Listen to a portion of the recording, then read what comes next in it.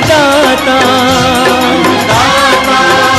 अन्नदाता, मीत तुम्हारा अन्नदाता, पग पग पर है संग तुम्हारे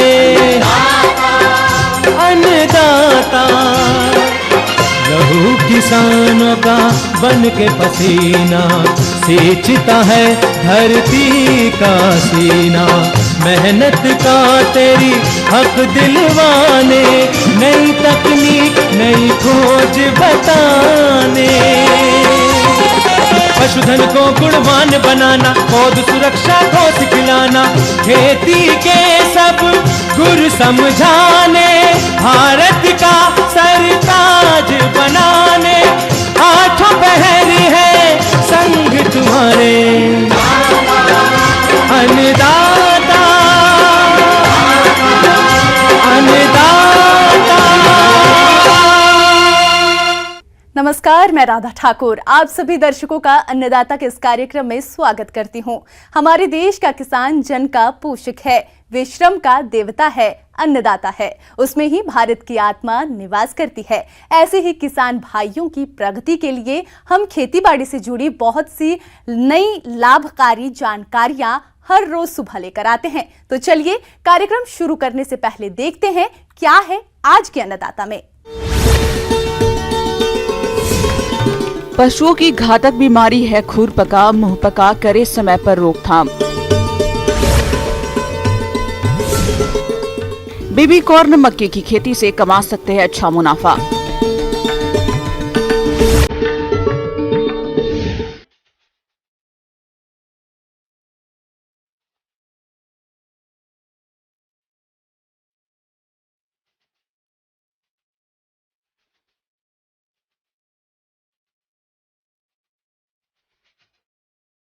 प्रदेश के बहुत से किसान भाई दुधारू पशुओं का पालन करते हैं, लेकिन उनकी उचित देखरेख के अभाव में पशु विभिन्न बीमारियों की चपेट में आ जाते हैं। इन्हीं बीमारियों में से एक है खुरपका मुंहपका बीमारी, जो कि पशुओं में आमतौर पर देखी जाती है।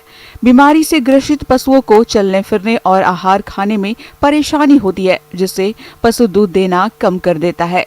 तो किसान भाइयों, दुधारू पशुओं में इस बीमारी के कारण लक्षण और निदान क्या है, आइए जानते हैं नानाजी देशमुख पशु चिकित्सा विज्ञान विश्वविद्यालय जबलपुर के वरिष्ठ वैज्ञानिक डॉक्टर अनिल सिंधे से।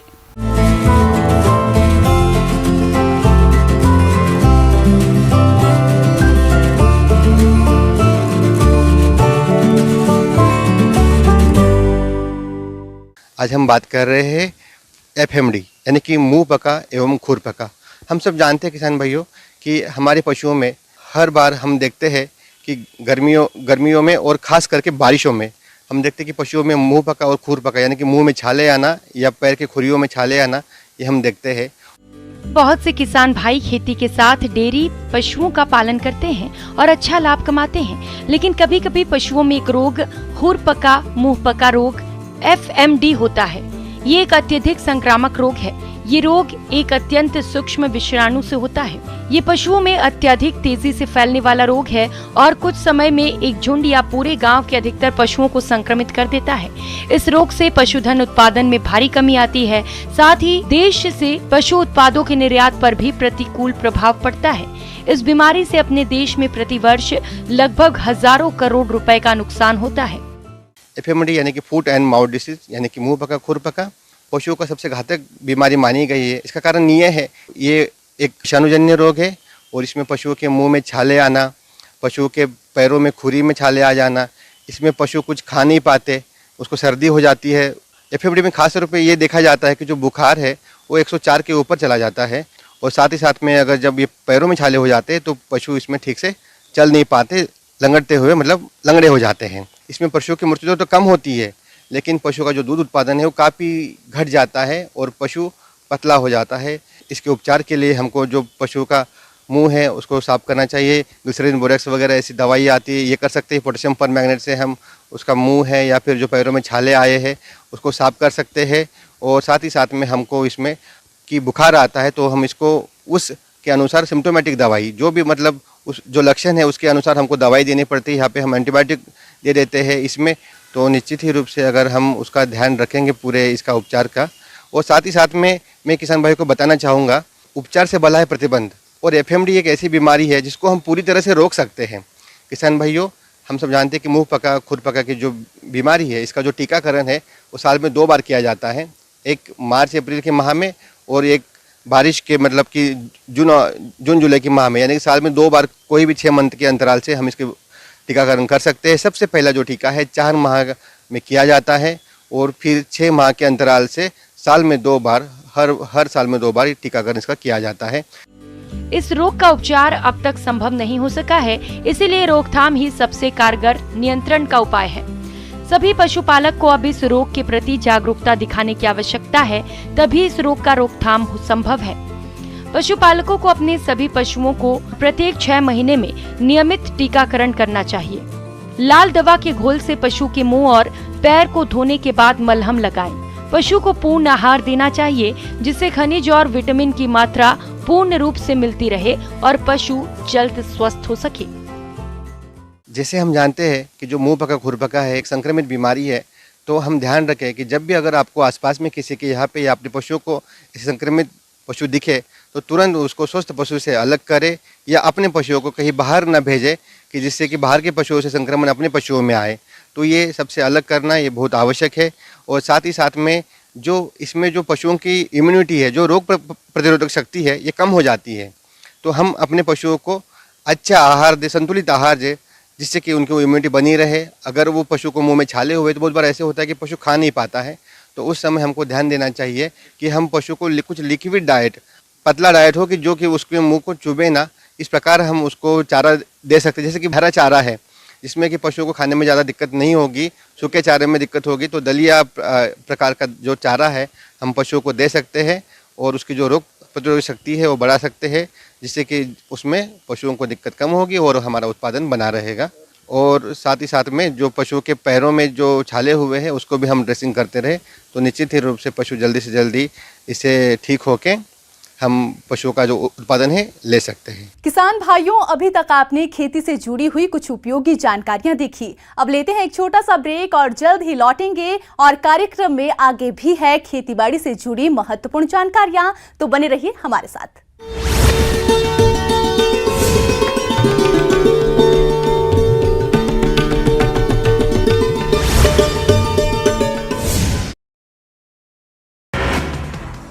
पीएम नरेंद्र मोदी ने कर्नाटक में कांग्रेस के घोषणा पत्र पर साधा निशाना, कहा जय बजरंग बली बोलने वाले को बंद करने की तैयारी। बोले कांग्रेस को प्रभु श्री राम से तकलीफ। मोदी सरनेम मामले में राहुल गांधी को कोर्ट से नहीं मिली राहत। गुजरात हाईकोर्ट ने अंतरिम राहत देने से किया इनकार। गर्मी की छुट्टी के बाद आएगा फैसला। शरद पवार का बड़ा ऐलान, एनसीपी अध्यक्ष पद छोड़ने का किया फैसला। समर्थकों ने किया वापस फैसला लेने की अपील। कांग्रेस अध्यक्ष मल्लिकार्जुन खड़गे के बाद उनके बेटे प्रियांक खड़गे ने पीएम के लिए आपत्तिजनक शब्दों का किया इस्तेमाल। बीजेपी ने चुनाव आयोग से की शिकायत। द केरला स्टोरी फिल्म के खिलाफ याचिका, जमीयत उलेमा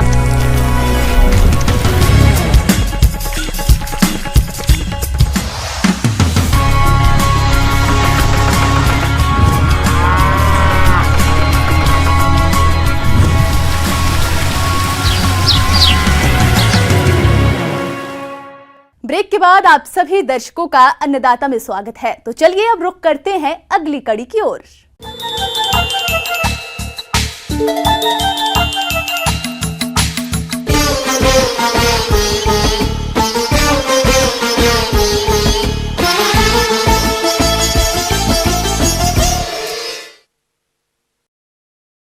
किसान भाइयों, बेबी कॉर्न मक्के की मांग बाजार में वर्ष भर बनी रहती है, जिसके चलते किसान इसकी खेती तीनों मौसमों में करते हैं और अभी भी इसकी बुआई का उत्तम समय चल रहा है। अगर आप भी बेबी कॉर्न मक्के की खेती करना चाहते हैं तो किन किन बातों को ध्यान में रखें, इस बारे में बता रहे हैं कृषि वैज्ञानिक doctor Mahesh Kumar.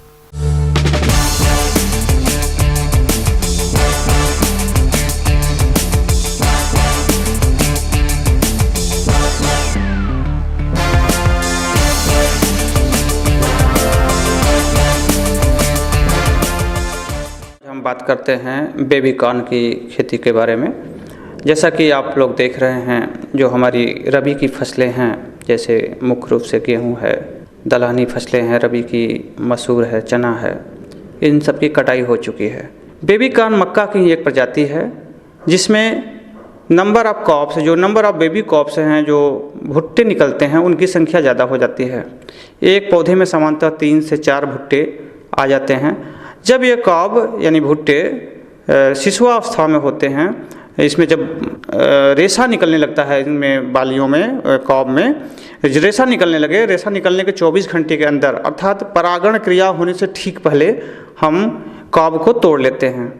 Baby corn की बुआई के लिए जो हमारी मिट्टी हो वो दोमट, बलुई दोमट मृदा सर्वोत्तम होती हैं। इसके लिए हमें ध्यान देने की जरूरत है कि ये मृदाएं जल निकास युक्त होनी चाहिए। खेत की तैयारी पर विशेष ध्यान देना चाहिए। इसके लिए एक बार गहरी जुताई करके 2 से 3 बार कल्टीवेटर से जुताई करना चाहिए। बुआई से 15 से 20 दिन पहले 8 से 10 टन प्रति हेक्टेयर गोबर की खाद को कल्टीवेटर की मदद से पूरे खेत में समान रूप से दें। इसके बाद खेत को अच्छी तरह से समतल कर लें। तो अब बात करते हैं हम पोषक तत्व प्रबंधन की। चूँकि बेबी कॉर्न मक्के की तुलना में घनी फसल है, तो इसमें पोषक तत्व की ज़्यादा मात्रा पड़ती है। एक अच्छी पैदावार के लिए मृदा की जांच कराकर उर्वरक का संस्तुति की जा सकती है, लेकिन संस्तुति न होने पर किसी प्रकार हम मृदा की चेक नहीं करा पाए हैं, तो 150 kilogram nitrogen, 75 kilogram phosphorus, 75 kilogram potash एवं 5 किलोग्राम जिंक प्रति हेक्टेयर व्यवहार करना उपयुक्त पाया गया है। फास्फोरस पोटास की पूरी मात्रा बुआई के समय तथा नाइट्रोजन की 1/3 मात्रा बुआई के समय हम कतारों में दे देते हैं, जबकि नाइट्रोजन की बची हुई 1/3 मात्रा हम यूरिया के माध्यम से देते हैं और बुआई के करीब 20 से 25 दिन बाद देते हैं, जब पौधा घुटने की ऊंचाई तक आ जाता है। नाइट्रोजन की अंतिम 1/3 मात्रा हम करीब 50 दिन बाद देते हैं, जब पौधे में बालियां आना शुरू होने की स्थिति है, यानी ढलबान आने की स्थिति होती है, उस समय देते हैं। तो इस प्रकार नाइट्रोजन की आखिरी डोज जो 1/3 मात्रा है उसको हम 45 से 50 दिन पर देते हैं, जब धनबाल निकलना शुरू होते हैं। तो इससे क्या होता है कि जो भुट्टे हैं, भुट्टे के निकलने की संख्या जो बढ़ जाती है, इसको हम कहते हैं काप पोलिनिफिकेशन, वो बढ़ जाता है। अब बात करते हैं कि बेबी कॉर्न की कौन कौन सी प्रचलित प्रजातियां हैं। तो बेबी कॉर्न की हम उन प्रजातियों का जिक्र करेंगे जो हम अभी तक बहुत पॉपुलर हैं, जैसे HM4, HM4 बहुत ही अच्छी प्रजाति है। ये हाइब्रिड्स है, संकर प्रजाति है। इसकी उत्पादन क्षमता करीब 28 से 30 कुंटल प्रति हेक्टेयर मिल जाती है और ये करीब 65 से 70 दिन में तैयार हो जाती है, अर्थात खेत में 65 दिन बाद इसकी तोड़ाई समाप्त कर ली जाती है। दूसरी प्रजाति है गोल्डन बेबी, ये भी एक हाइब्रिड है और इसकी भी उत्पादन क्षमता करीब 25 कुंटल प्रति हेक्टेयर तक है और कटाई के बाद हरा चारा भी इन दोनों प्रजातियों में बहुत अच्छा मिल जाता है, करीब 400 कुंटल तक हरा चारा भी मिल सकता है। तो इसके बाद VL42। बुआई से पूर्व बीजों को कवकनाशी से लेना चाहिए ताकि इन्हें बीज तथा मृदा जनित रोगों के साथ कीट व्याधियों से भी बचा जा सके। इसके लिए बाविस्टिन 1 ग्राम दवा से प्रति किलोग्राम बीज अच्छे से उपचारित करें। अब बात करते हैं हम इसमें स्पेसिंग का। जो बेबी कॉर्न की बुआई का दूरी होगा वो 40 सेंटीमीटर कतार से कतार एवं 20 सेंटीमीटर पौधा से पौधा। इस तरह से बात की जाए तो 1 हेक्टेयर एरिया में करीब 1 लाख बेबी कॉर्न का पौधा आ जाता है। इस मौसम में बोई गई फसल में खरपतवार या जंगली घास हो जाती है, जिनको निकालना जरूरी होता है। इन्हें निकालने के लिए 2 से 3 बार खुरपी से गुड़ाई करें। इसके साथ साथ हल्की हल्की मिट्टी भी पौधों पर चढ़ा दें, जिससे पौधे हवा से गिरते नहीं हैं और पौधों की बढ़वार अच्छे से होती है। अब बात करते हैं सिंचाई का। चूँकि बेबी कॉर्न गर्मी के मौसम में इतनी ज़्यादा टेम्परेचर हाई होता है कि बार बार सिंचाई की जरूरत पड़ती है, तो बेबी कॉर्न लगाने के समय हमें ध्यान देना होगा कि हमारे पास सिंचाई की समुचित व्यवस्था होनी चाहिए। जनरली देखा गया है कि बुआई के 15 से 20 दिन बाद जब सॉइल मॉइस्चर कम हो जाता है तो उस समय एक सिंचाई की ज़रूरत पड़ जाती है। उसके बाद हर 10 से 12 दिन के अंतराल पर हमें एक सिंचाई, हल्की सिंचाई करने की ज़रूरत पड़ती है, जिससे खेत में पर्याप्त नमी रहे तो पौधा हरा भरा एवं स्वस्थ रहता है तथा उत्पादन अच्छा होता है। आगे और भी है खेतीबाड़ी से जुड़ी बहुत सी रोचक जानकारियां, पर यहां रुकेंगे एक छोटे से ब्रेक के लिए और जल्द ही हाजिर होते हैं।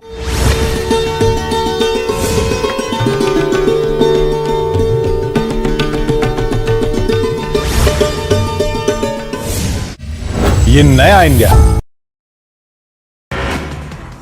पीएम नरेंद्र मोदी ने कर्नाटक में कांग्रेस के घोषणा पत्र पर साधा निशाना, कहा जय बजरंगबली बोलने वाले को बंद करने की तैयारी। बोले कांग्रेस को प्रभु श्री राम से तकलीफ। मोदी सरनेम मामले में राहुल गांधी को कोर्ट से नहीं मिली राहत। गुजरात हाईकोर्ट ने अंतरिम राहत देने से किया इनकार। गर्मी की छुट्टी के बाद आएगा फैसला। शरद पवार का बड़ा ऐलान, एनसीपी अध्यक्ष पद छोड़ने का किया फैसला। समर्थकों ने किया वापस फैसला लेने की अपील।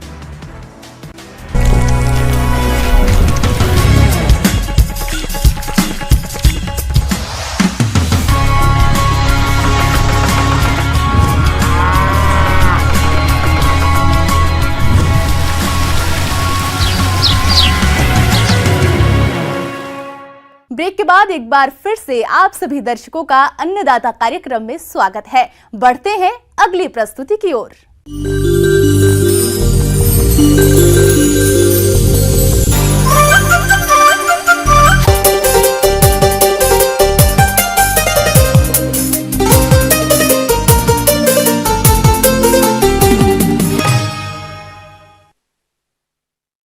जायद मौसम में मूंग की खेती अपने राज्य में कई किसान भाई करते हैं और जिन किसानों ने मूंग की बुआई समय से कर दी थी, अब उनकी फसल 20 से 25 दिन की अवस्था पर है। तो इस फसल से अच्छा उत्पादन मिले, इसके लिए आपको फसल में खरपतवार नियंत्रण करते हुए सिंचाई और कीट रोग नियंत्रण पर विशेष ध्यान देना होगा। तो आप किस प्रकार से करें इन सभी कार्यों को, इसकी समस्त जानकारी दे रहे हैं विषय विशेषज्ञ गुरप्रीत सिंह गांधी।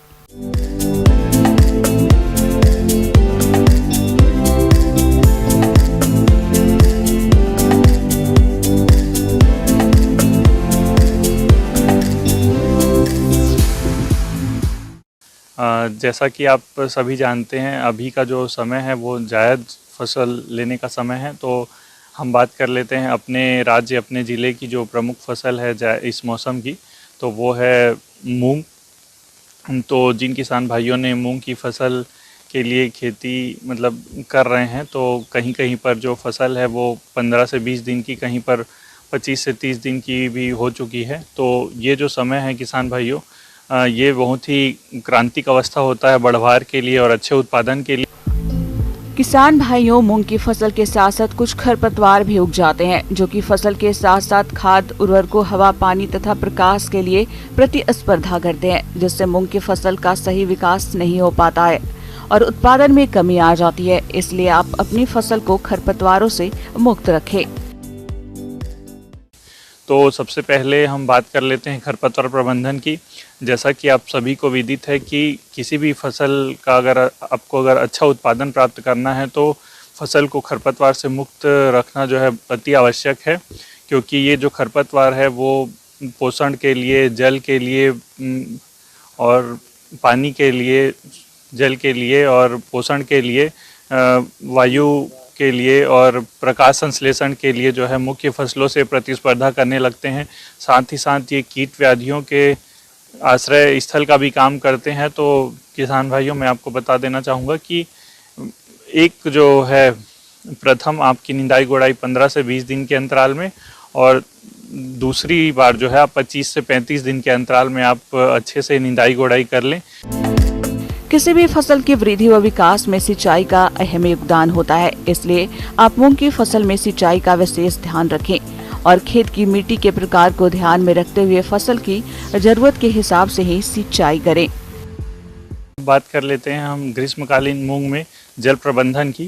तो किसान भाइयों, आपको मैं बताना चाहूँगा कि अभी का जो वर्तमान समय है, जहाँ पर खेत की मिट्टी हल्की है वहाँ पर आप 7 से 8 दिनों के अंतराल में, और जहाँ थोड़ी भारी मिट्टी है वहाँ पर 8 से 10 दिन के अंतराल में, 10 से 12 दिन के अंतराल में आप लगातार हल्की सिंचाई करते रहें। एक बात का आपको विशेष ध्यान रखना है कि जल जो है वो जल की कमी नहीं होनी चाहिए। अगर आप मूंग की फसल जैसे आप लगाए हैं तो उसमें जल की कमी भी ना होने दें, बराबर नमी बनी रहे, क्योंकि उससे जो है फूल और फल झड़ने की संभावना अधिक बढ़ जाती है, तो जल की कमी नहीं होने दें। और उसके बाद एक चीज़ का और विशेष ध्यान रखना है कि जल की अधिकता भी आपके खेतों में नहीं होनी चाहिए, क्योंकि ये जो मूंग की फसल है वो अत्यधिक संवेदनशील होती है जल के प्रति। इसके अलावा मूंग की फसल में इलियो का प्रकोप होता है। यह इलिया पहले मूंग की कोमल पत्तियों और टहनियों और फूलों को खाकर नुकसान पहुंचाती है और फली आने पर फलियों में छेद करने पर दाने को खराब कर देती है, जिससे मूंग के पौधे का पूर्ण विकास नहीं हो पाता है और उत्पादन में कमी आ जाती है। इसलिए आप कीट प्रकोप की प्रारंभिक अवस्था में नीम तेल की 5 मिलीलीटर मात्रा को प्रति लीटर पानी के हिसाब से घोल बनाकर छिड़काव करें। यदि कीट प्रकोप आर्थिक क्षति स्तर से अधिक हो तो रासायनिक नियंत्रण के लिए आप इंडोस्कार्ब दवा की मिलीलीटर मात्रा के प्रति लीटर पानी के हिसाब से घोल बनाकर छिड़काव करें, तो इलियो का नियंत्रण आसानी से हो जाता है। अब हम बात कर लेते हैं मूंग की फसल में लगने वाले प्रमुख रोगों की। तो इसमें सबसे प्रमुख रोग जो है पीला मोजेक वायरस, जो सफ़ेद मक्खी के से फैलता है। तो इसके नियंत्रण के लिए सबसे पहले आप तो रोगरोधी किस्मों का चयन करें, मतलब जो पीला मोजेक अवरोधी किस्में हैं उसका चयन आप इस फसल के लिए कर सकते हैं। साथ ही साथ जब हम बीज उपचार करते हैं तो थायोमेथाक्साम जो है 0.5 ग्राम प्रति किलो बीज की दर से आप इससे भी उपचारित कर सकते हैं।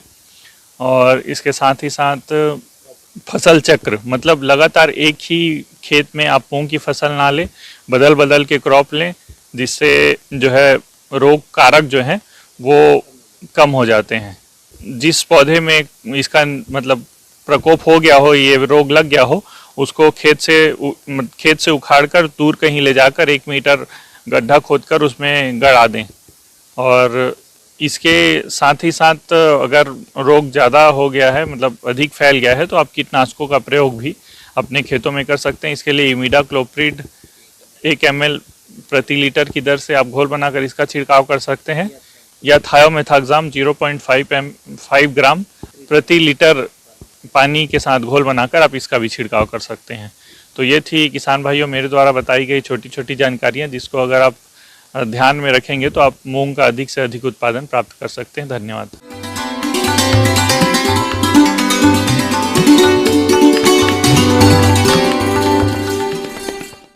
अन्नदाता हेल्पलाइन निःशुल्क फोन संपर्क सेवा के माध्यम से आपके द्वारा पूछे गए प्रश्नों में से 1 या 2 महत्वपूर्ण प्रश्नों को हम अपने कार्यक्रम में शामिल करते हैं। इसी के तहत आज किसान का सवाल और उसका जवाब इस प्रकार से है।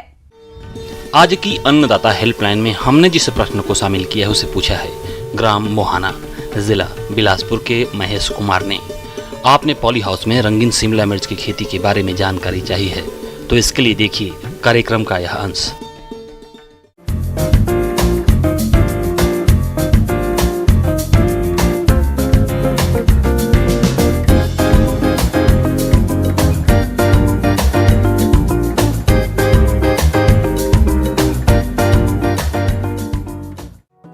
शिमला मिर्च की खेती किसानों के लिए काफी लाभकारी साबित हो रही है। वैसे तो इसकी खेती खुले खेतों में की जा सकती है, लेकिन पॉली हाउस और नेट हाउस में इसकी खेती करने से अच्छी पैदावार मिलती है, जिससे किसान भाई अच्छा मुनाफा कमाते हैं। सर लगाने का है कि आपको पौध तैयार करवानी है इसकी सबसे पहले तो, क्योंकि जो हमारा शिमला मिर्च का पौधा है वो हमारा 35 से 40 दिन ले लेता है पौध तैयार करने के लिए। देखिए सर, लगाने के तरीके की बात करें तो हम इसमें बेड से बेड की दूरी हम 2 मीटर रखते हैं और एक बेड पे हम 2 लाइन लगाते हैं, और हम हर लाइन में जो पौधे से पौधे की दूरी है वो 40 सेंटीमीटर है और 2 लाइन्स की जो दूरी है वो 30 सेंटीमीटर हम रखते हैं। सर अभी इसमें जो काम चल रहा है वो थोड़ा सा ट्रेलिसिंग का चल रहा है कि पौधा जो थोड़ी सी ग्रोथ पकड़ रखी है उन्होंने, तो धागे में पौधे को लपेटने का कार्यक्रम चल रहा है, और जो एक्स्ट्रा तने आ रहे हैं हम उसकी कटाई कर रहे हैं। और जो हम पौधे का जो ट्रेनिंग और प्रूनिंग करते हैं तो हम इसमें 2 से 3 तने हम इसमें ले सकते हैं। किसान जनरली 3 तने लेके चलता है। देखिए सर, खाद पानी इसमें 19-19-19 है, हमारा 0050 है और यूरिया यही है जो अभी फ्रूटिंग स्टेज में क्योंकि आ चुका है और तुड़ाई हो रही है इसकी, तो इसमें यही खाद चल रही है अभी। किसान भाइयों, शिमला मिर्च की फसल में 15 दिन के अंतराल पर NPK 19-19-19 2 किलोग्राम प्रति एकड़ ड्रिप द्वारा पौधों को दिया जाता है और NPK 0.0050 किलोग्राम प्रति एकड़ का भी प्रयोग 15 दिन के अंतराल पर करते हैं और दोनों पोषक तत्वों के प्रयोग में 1 सप्ताह का अंतर रखें। सर शुरुआत में पौधे की देखरेख करना ज़रूरी है जब पौधे छोटे होते हैं। जब पौधा एक बार ग्रोथ पकड़ लेता है तो उसके बाद उसकी थोड़ी सी कम भी आप देखरेख करेंगे तब भी एक बार के लिए चल जाता है। पर इसमें जो शिकायत आती है पॉली हाउस के अंदर वो है माइट्स और थ्रिप्स की सबसे ज़्यादा। तो आपको शुरुआत से पौधे की देखरेख करनी है। सर जो आपकी थ्रिप्स हैं, माइट्स हैं, ये एक तरह से कीट की कैटेगरी में आते हैं, कीट पतंगों की कैटेगरी में। तो इसमें आपके पत्ते मुड़ेंगे। तो जो आपके थ्रिप्स हैं उसके कंट्रोल के लिए आपको फिप्रोनिल हो गया, डेलीगेट हो गया, नीम ऑयल हो गया, इन सब का आप इस्तेमाल करके इसको कंट्रोल कर सकते हैं। और जो हमारी माइट्स हैं इनके लिए माइटिसाइड्स आते हैं जिनको हम एक्रेसाइड बोलते हैं, वो इंसेक्टिसाइड से अलग है, तो उसका हम इस्तेमाल करते हैं। और ये अभी इसकी हम तोड़ाई हार्वेस्टिंग स्टार्ट कर चुके हैं। सर अगर एक एरिया की बात करें, 1 एकड़ की बात करें, तो 1 एकड़ में आपके 10,000 पौधे आते हैं। तो 10,000 में आपका जो हम कहते हैं कि आपका पर प्लांट जो उपज है इसकी वो है, मतलब अप्रॉक्सीमेटली हम एवरेज लेके चलते हैं 1.5 kg। तो 1.5 kg के हिसाब से आप कर सकते हैं कि इसका 150 कुंटल पर एकड़ इसकी उपज आप प्राप्त कर सकते हैं। सर बाहर तो अगर हम दिल्ली मार्केट में बेचते हैं तो आपको इसके प्रीमियम प्राइसेस मिल सकते हैं। जितने भी किसान भाई हमारे हैं जो दिल्ली मार्केट में बेचते हैं तो वो उनके प्रीमियम प्राइस, लास्ट ईयर हमारा 300-350 रुपये किलो के हिसाब से जो हमारे किसानों ने लिया है वो इनसे रेट ले रखा है। सर इसका सलाद पर्पज़ के लिए बहुत ज़्यादा इस्तेमाल किया जाता है और बड़े होटल्स में, सुपरमार्केट्स में और शादियों में आप खासकर से देखेंगे कि इसका प्रयोग बहुत ज़्यादा किया जाता है। मैं यही सलाह दूंगा कि जो किसान भाई पॉली हाउस कर रहे हैं तो वो इसकी खेती बेझिझक कर सकते हैं, बशर्ते ये है कि आप इसकी प्रॉपर ट्रेनिंग लें, जहाँ से भी लें इसकी ट्रेनिंग लें, उसके बाद ही इसकी खेती की शुरुआत करें।